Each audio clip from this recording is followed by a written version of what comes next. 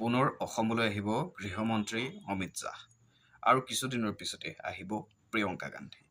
কিন্তু আপোনালোকে এটা কথা মন কৰিব যে গুৱাহাটী মহানগৰীলৈ আহিছে বিভিন্ন ধৰণৰ ৰাজনৈতিক নেতা তথা বিভিন্ন ধৰণৰ তাৰকা, আৰু যেতিয়াই এইসকল নেতা আহে, যেতিয়াই এইসকল তাৰকা আহে, তেতিয়াই গুৱাহাটী মহানগৰীত এটা বিশেষ অথন্তৰ ঘটে। এনেধৰণৰ ঘটনাই বা এনেধৰণৰ পৰিস্থিতিয়ে সাধাৰণ জনসাধাৰণৰ